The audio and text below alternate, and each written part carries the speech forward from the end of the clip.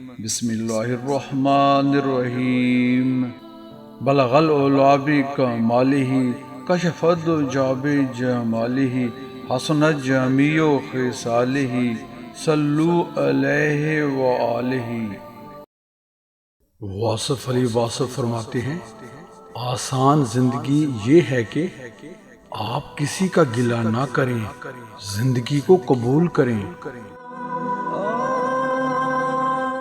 حضرت جعفر صادق رحمۃ اللہ علیہ کا قول ہے، کم عمر والے کے گناہ اپنے سے کم جان کر اس کی عزت کر۔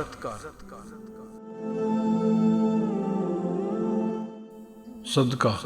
حضرت امام ابن القیم رحمۃ اللہ علیہ فرماتے ہیں اگر صدقہ کرنے والا یہ جان لے کہ اس کا صدقہ فقیر سے پہلے اللہ تعالیٰ کے ہاتھ میں پہنچتا ہے تو یقیناً دینے والے کو لینے والے سے زیادہ لذت ملے۔ احیاء العلوم مترجم جلد دوم صفحہ 923۔ مسافر کو رخصت کرنے کے لیے اس کے ساتھ چلنا مستحب ہے کہ یہ سنت مبارک سے ثابت ہے۔ فرمان حضرت امام جعفر صادق رحمۃ اللہ علیہ، خاموشی ایک بیش بہا خزانے کی مانند، حلم اور بردباری کی زینت اور نادان شخص کے جہل و نادانی چھپانے کا وسیلہ ہے۔ حضرت مصر بن قدام رحمۃ اللہ علیہ سے اگر کوئی کہتا کہ میرے لیے دعا کرو تو فرماتے دعا تو خود کر، میں آمین کہوں گا، کیونکہ دعا حاجت مند ہی کو کرنی چاہیے۔ واصف علی واصف فرماتے ہیں غصہ کیوں آتا ہے؟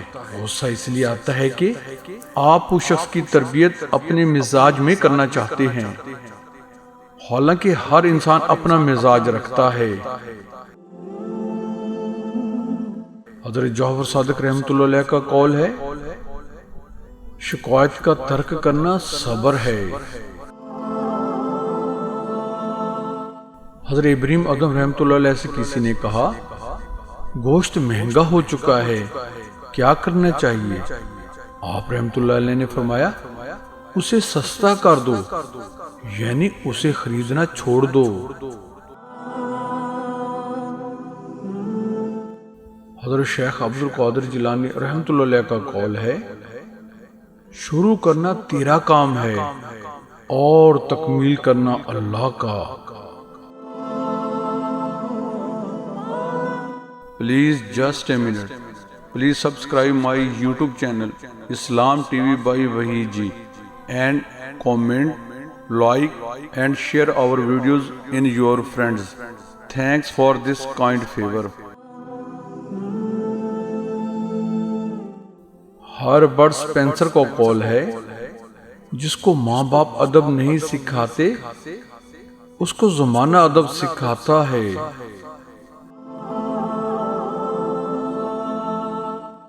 دعا ہے اللہ تعالی ہمیں ان اقوال ذریع کو سمجھنے اور ان پر عمل پیرا ہونے کی توفیق نصیب فرمائے۔ آمین۔ جزاک اللہ۔